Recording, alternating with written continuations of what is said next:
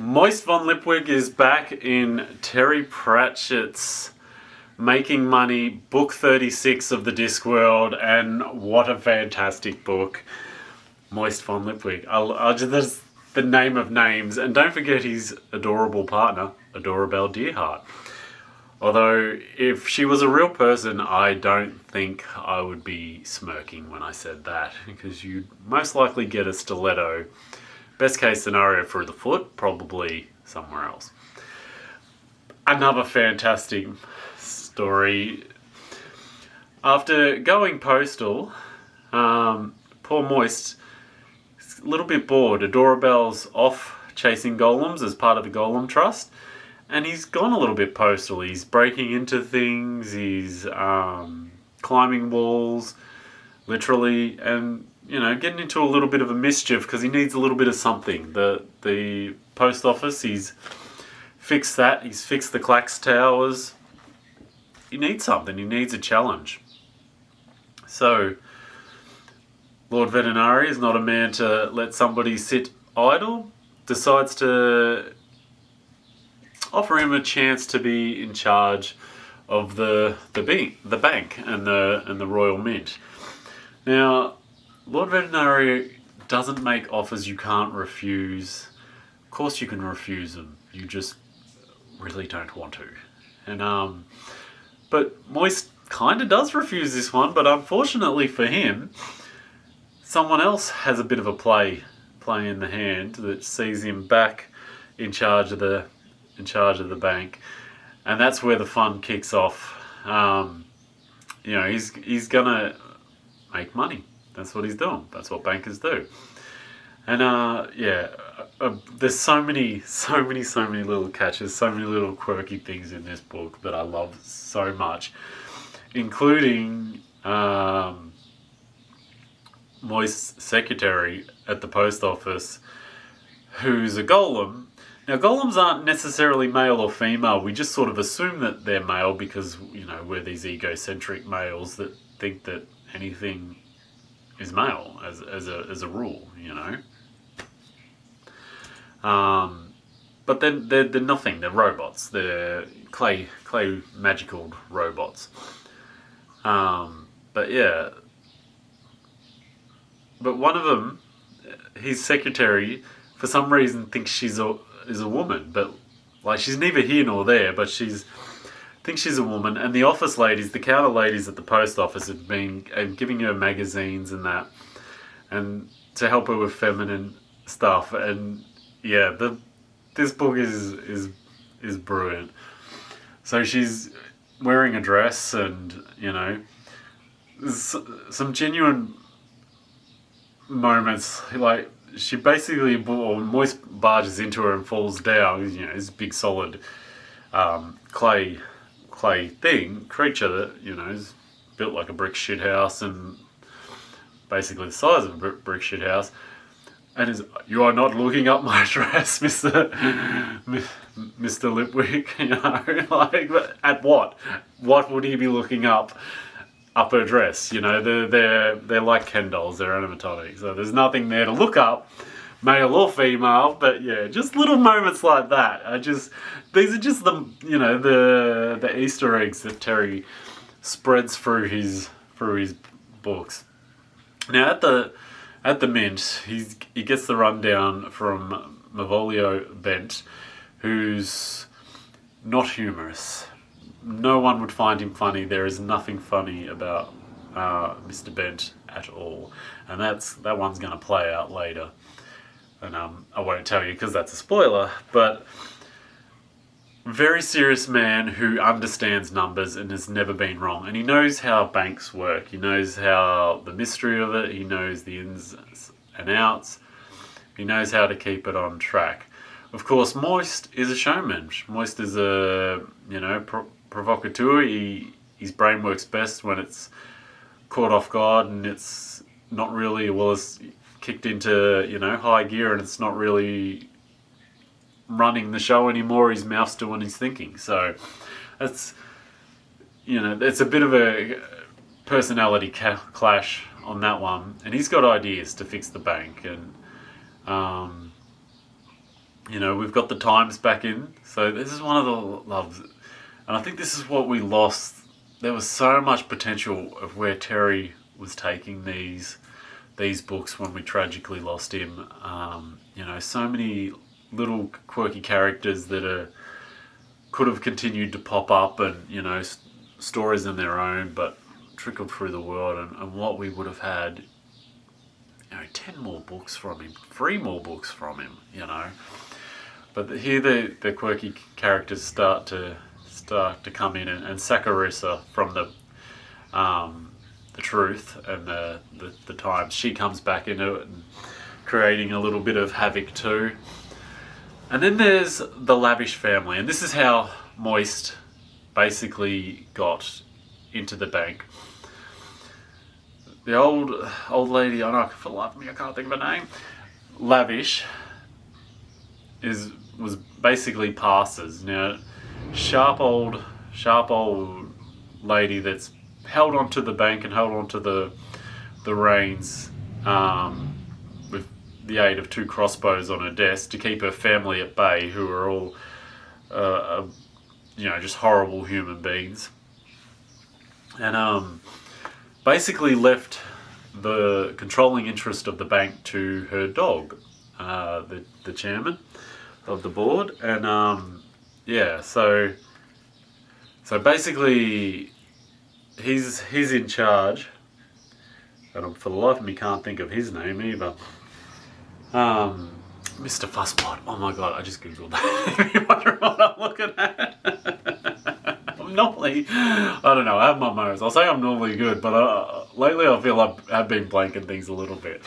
But Mr. Fusspot, so he's in charge. Owns a dog, owns the controlling interest of the bank. And how Moist gets roped in is he has been left the dog. So Moist is now in charge.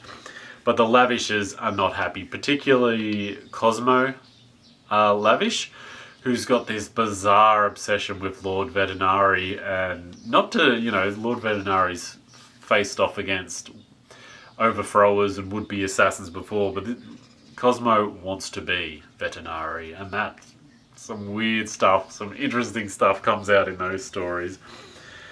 And yeah, so Cosmo's the Lavish is the real threat, and his sister. Again, names are just doing me today. But the way Terry Pratchett describes her, self-described beauty that, you know, no one else, but self-deluded. The way Terry describes her is the most poetically unkind way to describe anyone. He really has a way with words. The way, especially if he's really ripping someone apart and poking fun at them,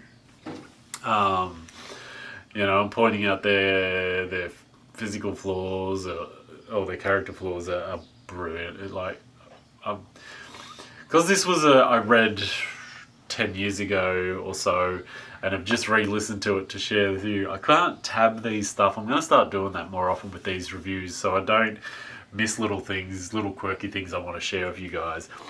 And unfortunately I couldn't do that, but the way he describes Miss Lavish is, oh, it's gold. It's gold. I couldn't write that. Like, you know, it's so unkind, but it's in a Terry Pratchett way. It's so brilliant. And so they're going to make money, but of course, you know, how do banks make money? They sit on piles of gold, but the gold's gone. The gold's gone. So that's causing a little bit of a ruckus. And yeah. But Moist wants to sort of get away from the gold standard anyway, which is probably the worst thing that ever happened to us in our society, is moving off the gold standard. And this imaginary construct that we have money. And so there's a lot of that in there in this novel too, that's sort of looking at that element of our fortunes and that. And yeah, so it really is a typical Terry Pratchett. It gets you really thinking about things like finances and money and the way we deal with things in society and what real value is. You know, like, gold is the key, but you can't eat gold, you know. when this apocalypse finally kicks off, or I mean it's kicked off, when we're full in it, what's sitting on all your gold reserves gonna do, really? We're gonna want food. And but yeah, there's some interesting scenes talking about apples, and compares apples to gold, and you can't eat thing, but the apple will rot eventually. But it's like, yeah, but you'll eat it, or you can use the seeds and get more apples. Gold is only gold. You can only do so much with it, and so there's a really interesting way of looking at finances and things like that. It's typical Terry Pratchett. Gets that little brain cogs spinning as you are enjoying a whimsical, fun novel about crazy things.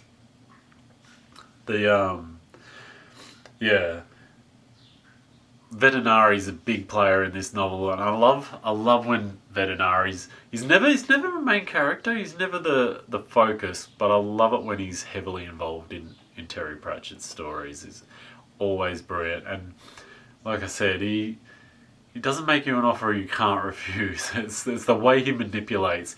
Vetinari could teach Machiavelli and then lessons in diplomacy. Is brilliant the way he manipulates things. And of course, then there's every Terry Pratchett, it's not just one linear plot. There's always the little threads and always the little Easter eggs scattered through. And Miss Adorable Deerheart's gone off golem hunting, and that one creates a little bit of a ruckus and a lot of fun for this typical Terry Pratchett novel. I love these so much, and I think this is one of the last really great ones. I think we're starting, as I understand it, I might be wrong about this, but sort of in the next couple of books, that's when the diagnosis with Terry sort of came out into fruition, and that's a testament to the man himself that after being diagnosed with Alzheimer's, he still wrote books. That's that. How do you even quantify that?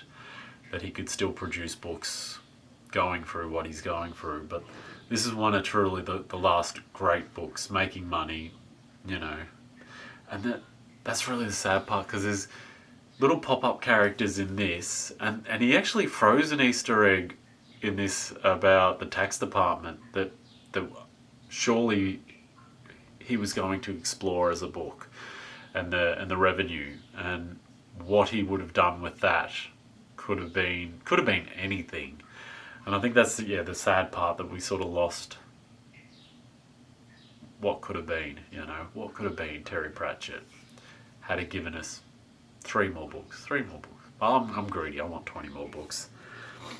But after this, there's only 5 more books. And like I said, this is one of the really, really good ones when I think he was still absolutely peak of his game, writing at his absolute capacity. There's such brilliant, so much, the jokes, the humour, with the golem and the secretary and things like that. With most of these reviews, I don't tell you everything that's going on, and especially Terry Pratchett ones. There's things with the Eagles back creating a bit of havoc. There's subplots.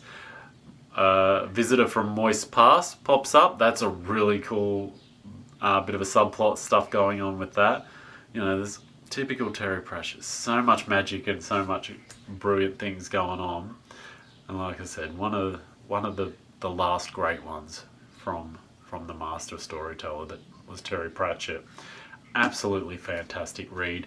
Making money. Book 36 in Terry Pratchett's Discworld. Happy reading. Subscribe and follow for more.